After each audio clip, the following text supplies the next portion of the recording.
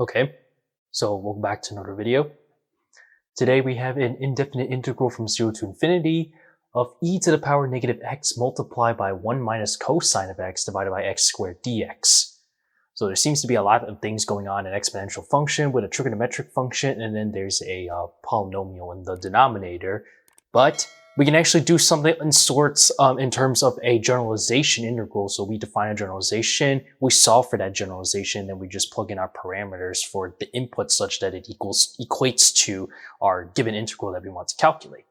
So there's a couple formulas utilizing everything going on, specifically that there's actually involves, one of the steps involves a Laplace transform definition in that step. But then another thing is that after going through that generalization, we actually go a little backwards where we're actually going to have to do something with a double integral dealing with partial derivatives, that terminology that you will learn in a Calculus 3 class dealing with vectors, so on and so forth. So a lot of things going on, and I think that's the interesting part going from there. So with that, why don't we actually just jump right in? So suppose that let's actually call our generalization for our two inputs A and B. So f of A and B, we're going to let this be the indefinite integrals from 0 to infinity of e to the power negative b times x, then multiply with 1 subtract cosine, and then ax, close that off, and then divided by x squared, then dx. Okay, so as you would notice, if I were to plug a and b, if they were both equal to 1, then it actually equates to the same given integral that we're actually trying to calculate. So this is going to equal f of 1, 1. So with that being the case, we would actually have to find, this generalization, solve for that generalization. So what we're going to do here is we're actually going to do some differentiation of the inside of our integral, aka Feynman's trick. And this is where I'm going to actually take in respect, because we actually have two different variables that we're utilizing, a and b. So let's actually first take the derivative in respect to a. So f sub a of our parameters a and b. So differentiating this in respect to a. So let's see, that's going to give us the integral from 0 to infinity. And then if I differentiate inside, so that means this is going to be negative sine of a times x. And then also multiply, by x as well. So that'll cancel out one of the x's. And if you just utilize the linearity behind this, it's like we're dealing with a sum of integrals. One of them is they can actually just go away to 0 because there's no a term associated with that. So the e minus b times e to the power negative bx divided by x squared, utilizing that can just vanish. So everything from there on forward after you distribute that, so we're just left with e to the negative b times x, then multiply with x times sine of a times x, and that's going to cancel one of the x's from the denominator. So that'll just leave us with sine of a times x, and then divided by x, then dx. Okay, so now let's actually now do some differentiation yet again. Feynman's trick, we're actually going to differentiate in respect to b. So partial derivatives is what we're actually utilizing here. So a and then b of a, b of our parameters. So now we're taking this integral, we're differentiating this in respect to b. So now this is just going to yield us, so of course this is the only b constant terms we have over here. So that means that if I differentiate that, so that means there's going to be a negative outside of that. Rather, we could just factor that outside. So negative times the integral of 0 to infinity of, now we have e to the negative bx, and then multiply by sine of a times x. Afterwards, you just utilize the chain rule, and then that'll just cancel out the x from the denominator over here. And we're left with this. Okay, so this is what we have so far. Now here's what I mentioned. As said earlier, that we will be utilizing a Laplace transform formula. So I'm not really going to go into the whole detail about that stuff, like in terms of the formulation. We just know that by definition, the Laplace transform of some function f of t, for example, the formula states that we have, this is the integral from 0 to infinity of e to the negative s times t, then times your function f of t dt. Well, think of it as this is very something similar of that formulation. So what if I suppose that I plug f of t equals sine of a times t, for example? Then utilizing this, so that means that gives us the integral from 0 to infinity of e to the negative st, and then times sine of at, then dt. Of course, we know that this is a straightforward improper integral to calculate, and there's actually a closed form utilizing in terms of the terms for s and a, such that you can actually look this up for like the table of Laplace transforms with the functions, which this is going to yield us specifically for a divided by a squared plus s squared. So with this formula in mind, we can actually just substitute this back into over here and come to the conclusion to say that therefore f of ab of, in respect to the partial derivatives of our parameters ab is then just going to equal negative a and then divided by a squared plus b squared. So that is actually the conclusion that we have come down to for over here. So our partial derivatives a and b of f of b is therefore equal to this formula.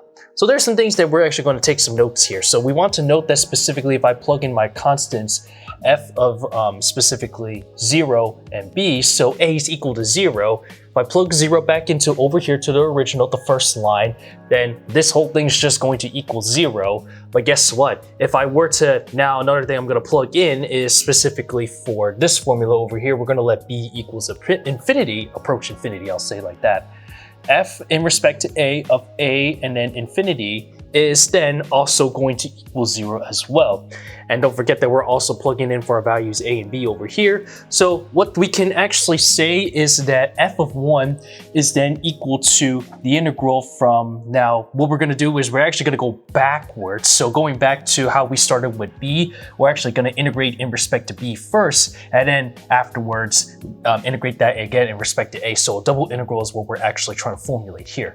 So we plug in the bounds that we actually trying to utilize. So in this case, we would have that this is going to be the negative integral, double integral from 0 to 1. This is coming from the world of a, and then afterwards the integral from 1 to infinity of f of b, f sub ab, and then your parameters ab, db, and then dA. So if you fail to see kind of how this formulation, why this actually does indeed equal to this, and then we actually have to plug in that's why we actually have our constants to plug in. So to take things one step more ahead, rather I should say like that, I'm kind of stumbling my words. So if I integrate this in respect to b, we're actually, taking the integral of the inner integral inside of this. So in respect to b, so then that will leave us with the integral from 0 to 1 inside is then going to be the f sub a of a b. We evaluate this from our bounds to 1 to infinity, and then don't forget we still have to integrate this in respect to a.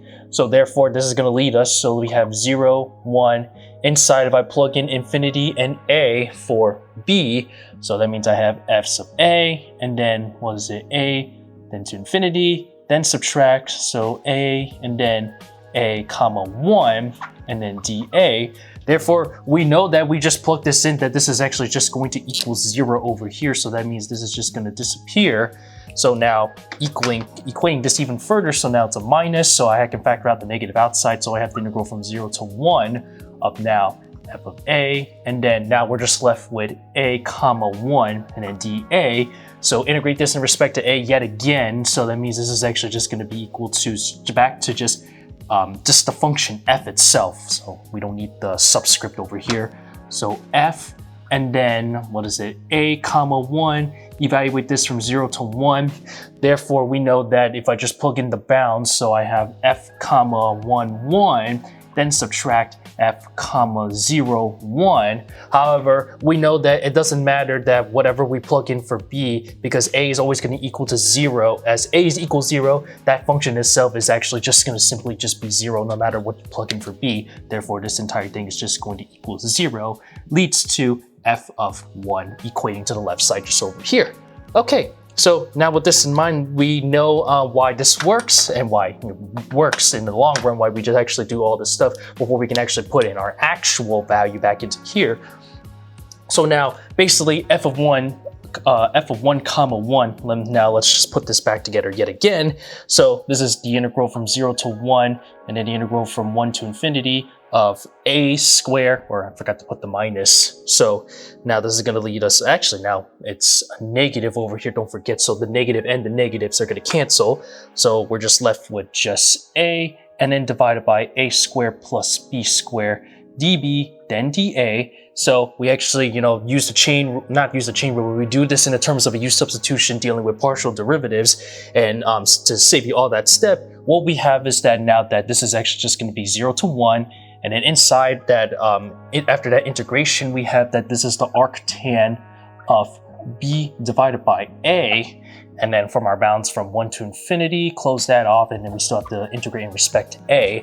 So we put all this back. So this is going to yield us with 0, 1, and now this is going to be, so if I plug in infinity, that's just going to be pi divided by 2, and then subtract, so arctan of 1 divided by a, and then dA. And then what I can do here is from our input, we can actually use a nice little identity such that this is actually just going to equate to just arctan of a and then dA, such that your value is that a is actually going to be strictly greater than 0. If it was less than 0, then this has to be a minus pi over 2, but that's not the case over here. So we're just left with arctan of a, and then this is pretty simple to do, that you actually just utilize the u substitution. So I'm going to skip that step. I'll just tell you that you just need to use let u equals arctan a, derive that, you're going to get 1 divided by a squared plus 1 dA, and if you choose dA equals set that to dV, then you get v is equal to a. You just plug in the integration by parts formula, put that back together, and then it's very straightforward to see that we have the following. So this is just going to yield us with arctan, or a times arctan of a, evaluate this from 0 to 1, and then subtract 1/2 times the natural log of a squared plus 1, evaluate this from 0 to 1 as well. And then plug this back together, we simply just get pi divided by 4 minus 1/2 ln of 2. And I just want to simplify things a little further just because I wrote it down in my notes. This is the same thing written as pi minus ln of 4 divided by 4. And therefore that is our final answer to our integral over here. Double the Feynman's trick that leads us to utilizing partial derivatives, and a single step of the Laplace transform, of course, of the sine function. Utilizing this crazy method to actually verify that this does indeed work, such that we have to, now utilize that whole double integral, and then putting this back together, and then there we have it. So yeah, that's pretty cool if you ask me.